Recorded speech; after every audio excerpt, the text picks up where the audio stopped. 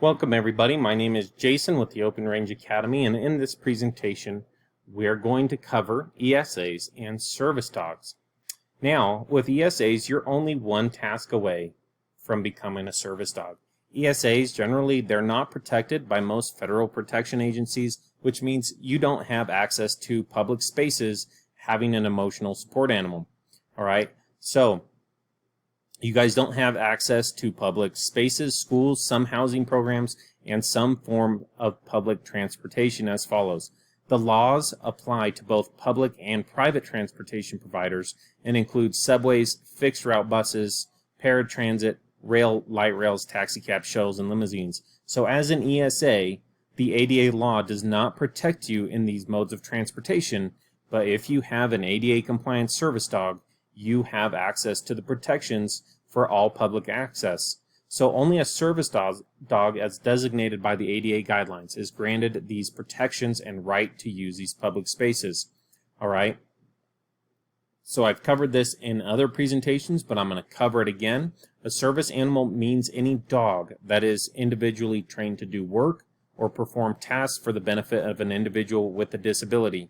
These tasks include, among other things, pulling a wheelchair, retrieving dropped items, and pressing buttons on an elevator. We'll talk about more of what they can do during this presentation. All right. So are ESAs covered by the ADA? No. But transforming your ESA to an ADA compliant service dog is as simple as training your pup to meet common public decency requirements and the ability of your dog to perform tasks that are created to directly assist your disability.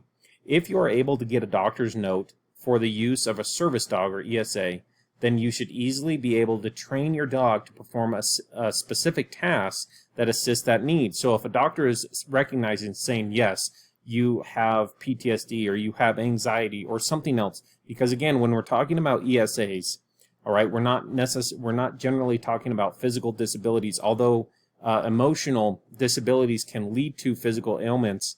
We're talking about different types of anxieties or depressions or things that you need an ESA for.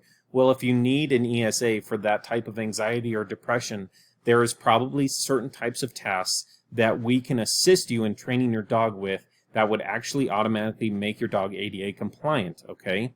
And then you would have public access protections with your dog.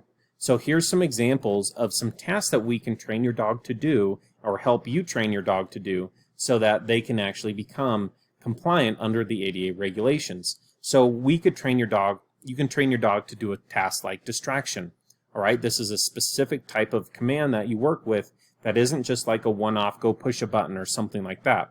It is actually a complex task during periods of disassociation, i.e. panic attacks or depressive episodes. Your dog can be trained to actually distract you and draw your attention to something else to help you come out of your episode, all right? Another task that we can teach is lead command.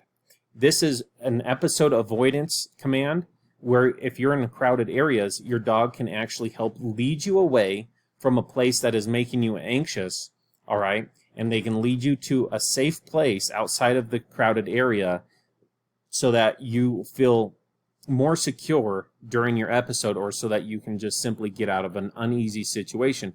These are very simple but important commands for people who have high anxiety or certain types of PTSD, etc. All right, and you can probably think of ways how these can apply to you. There are other tasks just like this that we can help your dog and you perform together. Once your ESA is trained in common public obedience and can perform at least one of these tasks that assist you with your disability, then he or she is no longer an ESA, but they are a full service dog offering you the protections outlined by federal ADA guidelines, which means you have access to public spaces, public transportation, etc., and so on. Open Range will assist you with easy, proactive steps to get your dog trained to assist wherever you go, all while being protected by federal laws. So join Open Range's Premier Paw program. You can start working with the coach and get the assistance you need to stay ADA compliant and get the unobstructed, unbiased access you need to public places where you have ADA protections. Thanks, everyone.